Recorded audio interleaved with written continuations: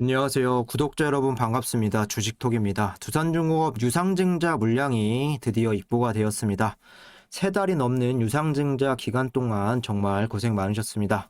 매물 출회로 인해서 걱정하시는 분들도 많으신 걸로 알고 있는데 주가는 일단 플러스로 반응을 해 주었습니다.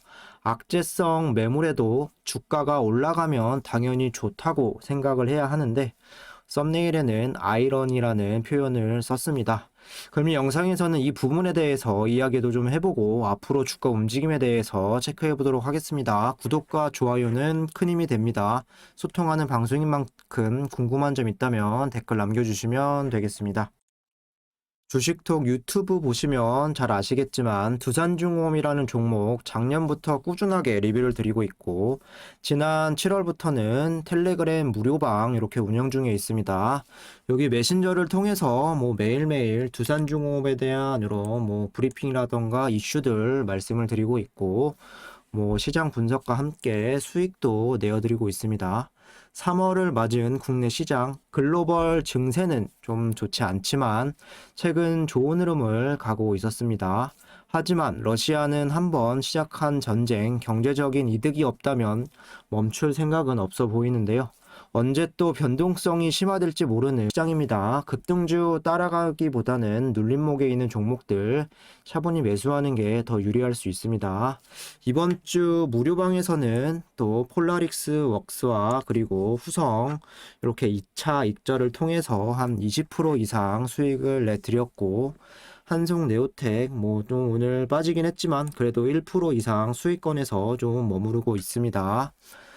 주식이라는 건 상승과 하락이 반복되기 때문에 힘든 조정장을 거치고 나면 시장에서 정말 좋은 종목들이 헐값에 나와 있을 겁니다. 무료방 참여하시면 이런 수익 챙겨가실 수 있고 전체적인 시장 흐름 파악하는데도 충분히 도움 받아가실 수 있습니다. 유안타 증권사만 사용하시면 조건 없이 무료로 이렇게 진행 도와드리고 있고 서브 계좌는 유안타로 개설하셔서 좋은 인연 만들어갔으면 좋겠습니다. 참여 원하시는 분들은 여기 번호로 문의 주시면 되겠습니다. 그럼 구독, 좋아요 눌러주셨으면 영상 시작을 해볼게요. 먼저 시장 흐름 살펴보도록 하겠습니다. 요 며칠간 우리 시장은 미국장이 떨어지든 올라가든 꾸준한 반등세를 보여주면서 내 갈 길 간다 이런 그림이었습니다. 하지만 4일 만에 금일은 좀 조정이 나와준 상황입니다. 일단 간밤에 미 증시가 좋지 못했습니다.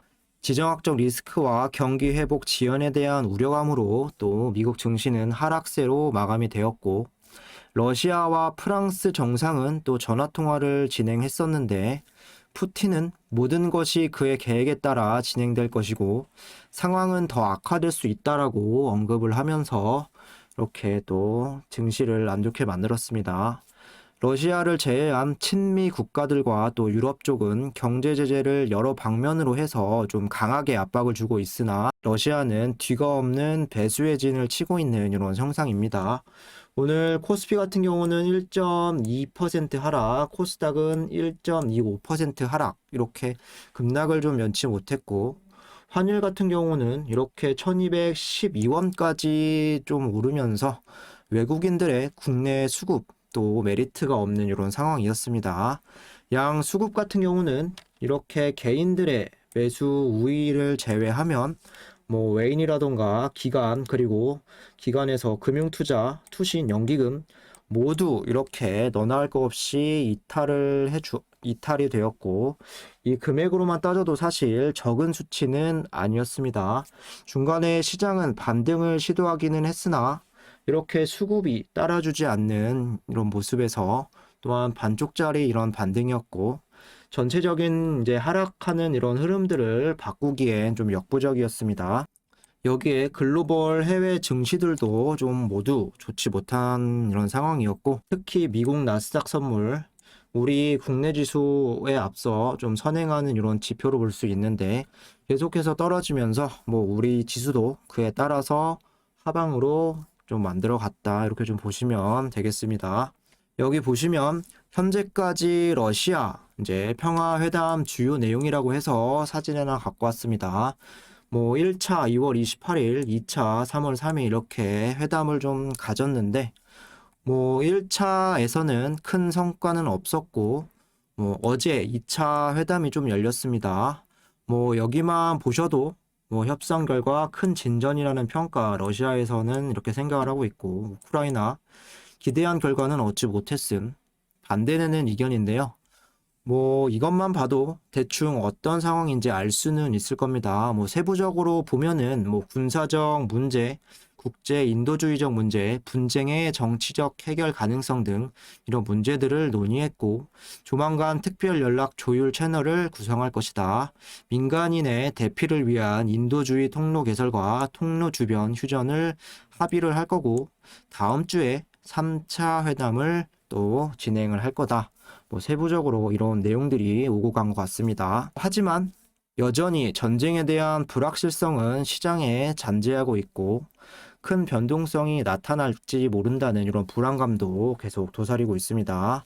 가장 문제는 러시아 제재가 글로벌 경기 성장 악화로 이어질 수 있는 가능성인데요.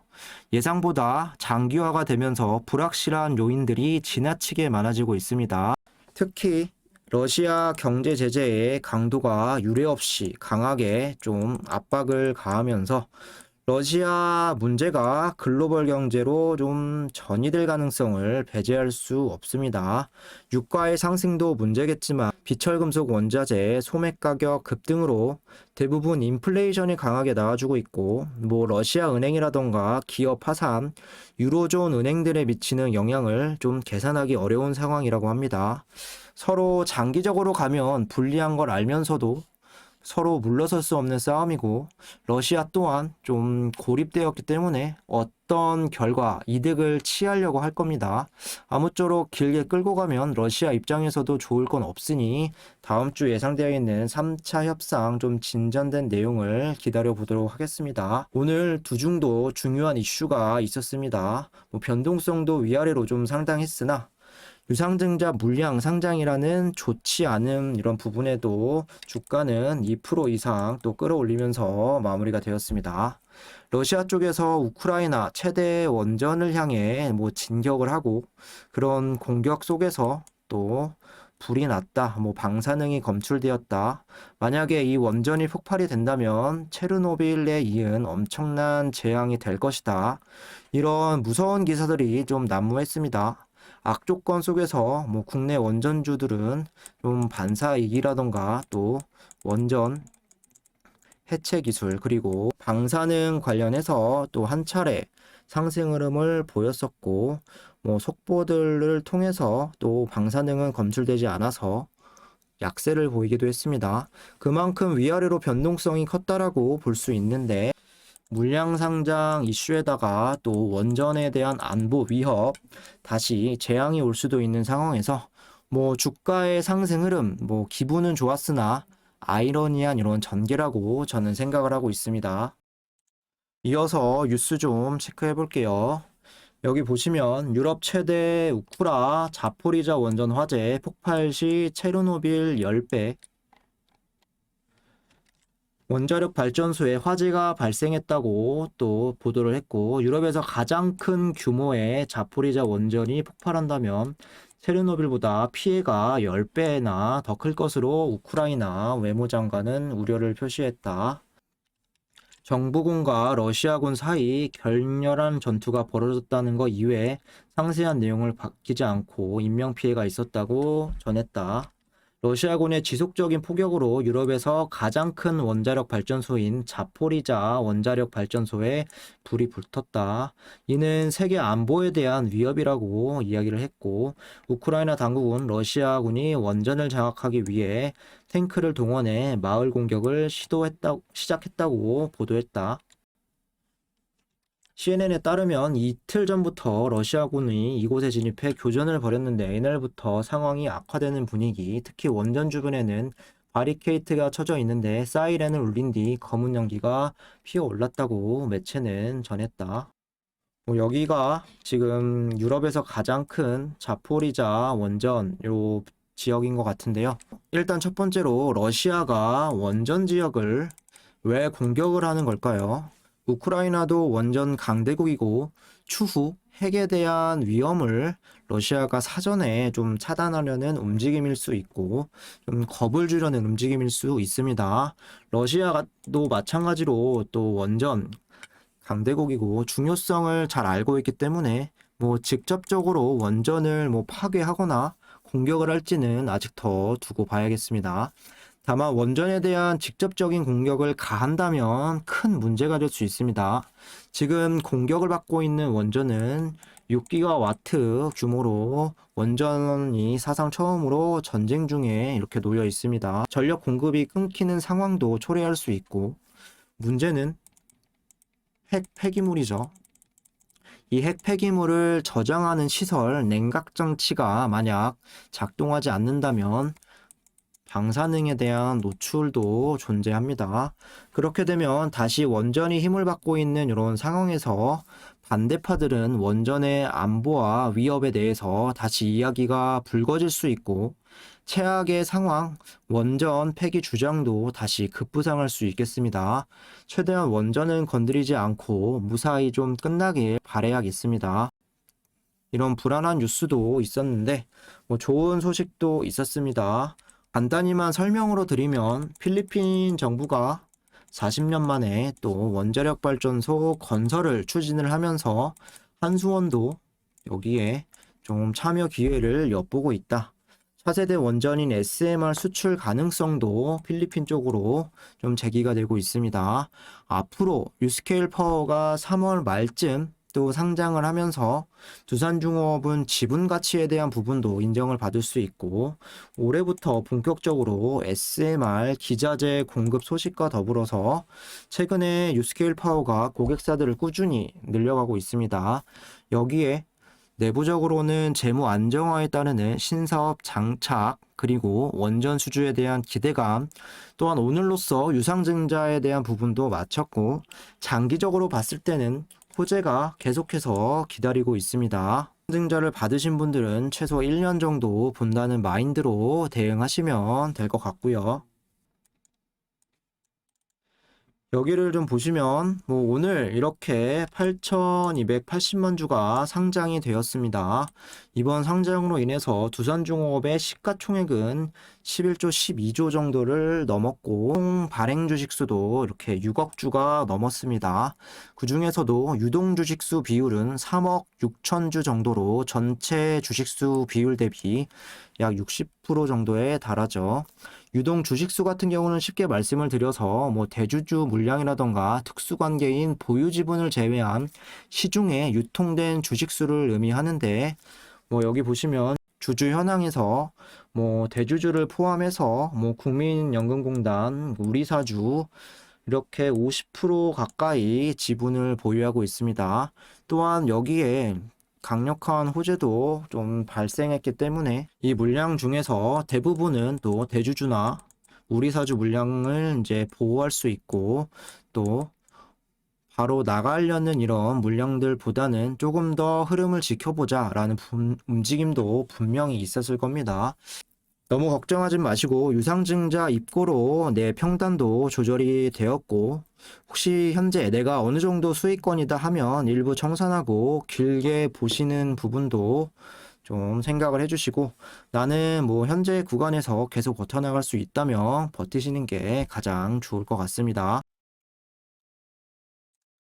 이어서 매매 동향 좀 간단히만 체크하겠습니다. 외인이 오늘 56만 주 순매수 그리고 개인이 171만 주 순매수, 프로그램이 23만 8천 주 순매수, 여기까지는 좋습니다. 하지만 기간이 오늘 239만 주가량 나가면서 공매나 좀 매도세를 기관들이 좀 주도했다라고 볼 수 있겠죠. 금융투자가 또 어제에 이어서 더 큰 물량이죠. 267만 주 이렇게 이탈이 되었고 그 외 나머지 기관 수급들은 모두 순매수가 되었습니다. 연기금 같은 경우는 어제 잠시 주춤하는 듯 했으나 오늘 9만 주 가까이 순매수를 해주면서 두산중공업에 대한 꾸준한 믿음을 주고 있습니다. 오늘 8,280만 주가 좀 상장이 되었고 금융투자 중심으로 이렇게 매물 추례가 나와 주었습니다. 어제 같은 경우도 장 막판에 미리 매물을 정리하는 모습이 있었는데, 금융투자는 꾸준하게 계속 나가던 이런 상황이지만, 최근 들어와서 더 큰 물량들을 뱉어내고 있습니다. 오늘 하루 금융투자를 제외한다면 괜찮은 수급 방향이었고, 그리고 오늘로써 유상증자가 마무리되었다는 점, 최근의 호재들도 현재 주가가 버티는 중이다, 이렇게 좀 표현을 할 수 있을 것 같습니다. 공매도 보시면 오늘 비율이 다시 10% 이상으로 점프를 뛰었습니다. 공매 수량도 216만 주 정도로 대부분 금융투자의 목일 테고, 앞으로 신주 소화 기간을 좀 가질 텐데 꾸준하게 이 비율대로 공매도가 늘어날지, 아니면 예전에 이런 비율들을 유지하다가 한 번씩 이렇게 뺄지 지켜보도록 하겠습니다. 일단 대차 거래 기대했던 유상증자 물량으로 상환은 많이 되지 않았는데요.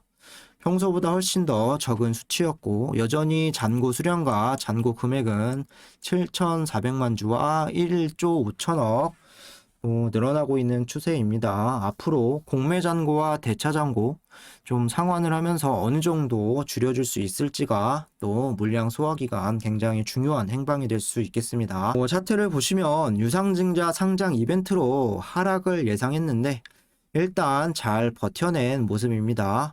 심지어 고가는 5% 이상까지 이렇게 올라가면서 기대감도 있었고, 거래량도 1,900만 이상 이렇게 터져주면서 확실히 최근 들어서 이 종목에 대한 관심도나 이런 부분들이 살아난 부분입니다.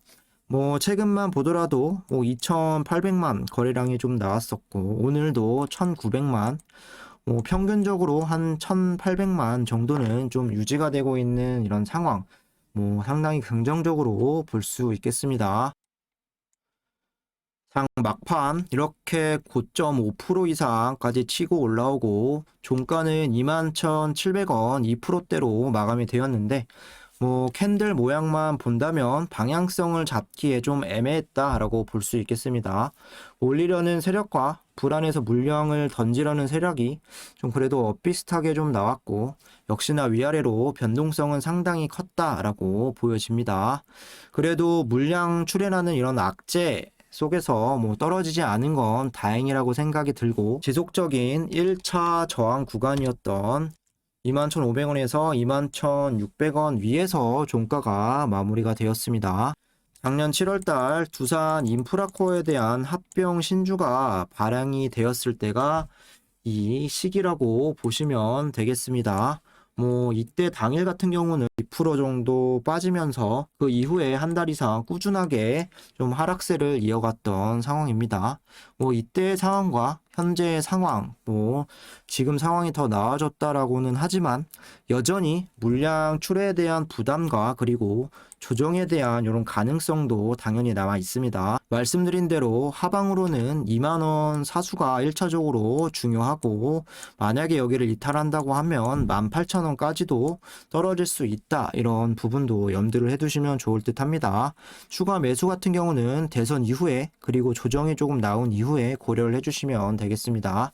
이상으로 영상 마무리하도록 하겠습니다. 구독과 좋아요 한 번씩 부탁드리고, 두산중공업 실시간으로 대응받고 싶으신 분들, 어려운 시장 같이 이겨내고 수익 보고 싶으신 분들은 유안타증권사만 사용하면 모든 게 무료라고 설명드렸습니다.